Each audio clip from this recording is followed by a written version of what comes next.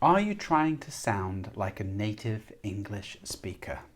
Well, you might be doing it wrong. Let me show you why.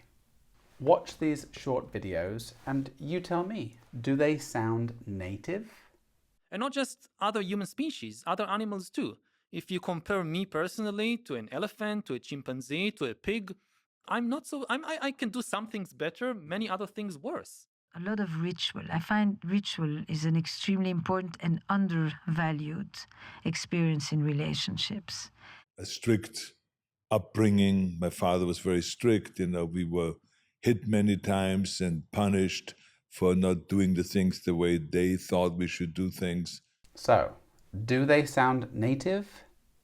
No. But does it matter? Not at all. They are all 100% fluent English speakers. You see, when I was young, I was learning French and I was obsessed with pronunciation. I wanted to sound French. I wanted to be French. And my pronunciation was very good, but my fluency was weak. For example, I really lacked vocabulary, so I would sound like a native until I ran out of words. I had nothing more to say. What I want to say is fluency should come first before worrying about your accent.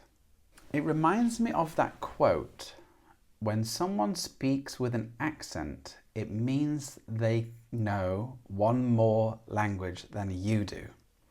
So remember, your accent is not a weakness. It shows something amazing, that you learned another language. So what should I focus on instead? Well, first, clear pronunciation so people can understand you easily. When you find a difficult word, you can break it up, like difficult, difficult, difficult.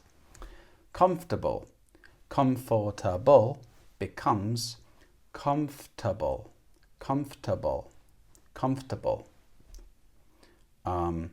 Also, you can practice listening between different sounds, similar sounds, like ship and sheep, ship and sheep. This is called minimal pairs. Anyway, next is to expand your vocabulary. Don't just learn single words, right? In a vocab list, learn a group of words that go naturally together. This is called collocations. So don't just learn mistake, learn make a mistake. So learn words in context by listening and reading real conversations. Next, improve your listening skills so you can follow real conversations. For me, doing lots of dictation helped a lot. So I listened to a script, a conversation, and I write it down and check my answers. For beginners, you can listen for keywords. Later, you can listen to a phrase, you pause, repeat, and check if you understood what they were saying. Another one is to practice speaking smoothly so you don't hesitate too much, right? You're not stopping and starting. So stop translating in your head. Learn expressions, learn sentence patterns. Look at my other videos on fillers. For example, the thing I like about X is learning sentence patterns can really help with your fluency. Another thing is to use connected speech so your sentences flow naturally. For example, we say gonna instead of going to, wanna instead of want to, lemme instead of let me. Another tip here to practice is shadowing. So you listen to a text or a speech and you repeat straight away at the same time. You focus on stress and rhythm. Okay, some more is thinking in English. I said stop translating in your head, but this is very important.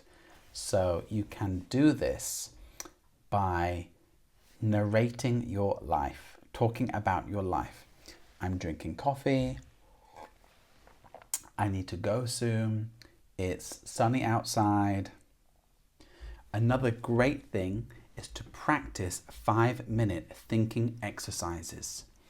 You describe an object around you or a place, and this really helps you get used to thinking in English. All right, let's just have one last tip now, which is to practice speaking in real conversations, not just studying. We don't study a language, we live a language. A great tip is to practice self-talk. Talk to yourself at home. Do you have a cat? Do you have a dog? Talk to them in English. Talk out loud in English. And of course, join speaking groups. In person is best, or a language partner. Make sure you are practicing speaking with real people every day. Remember, fluency is about being able to say what you want when you want. So focus on that first. The accent can come later. The good thing is you are learning English, and native speakers of English are very used to listening to different accents all the time. I grew up in the UK listening to accents from all over the world. And most of the time, we don't notice your accents. We just focus on what you are saying. So as long as you're clear, no one cares about your accent. But what if people can't understand me? Well, when I moved to South Korea, I had a very different experience.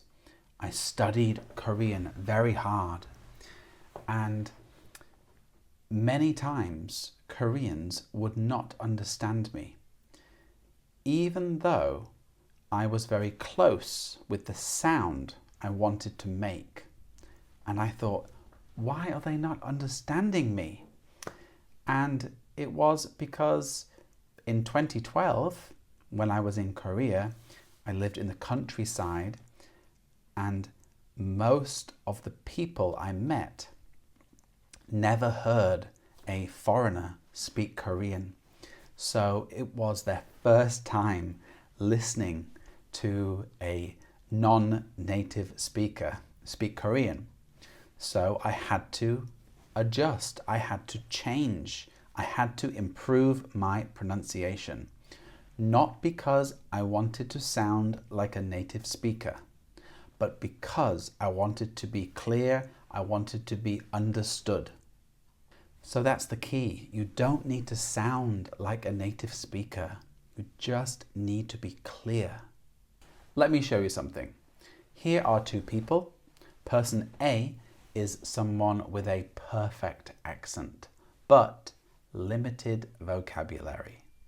Person B is someone with an accent, but with excellent fluency. So which would you rather be, A or B? Well, I hope you chose B, because fluency wins every time. And looking back, I should have focused on learning more vocabulary, practicing my listening skills, and having more real-life conversations. And that is what I tell all the learners I meet, which is do not make the same mistakes I did.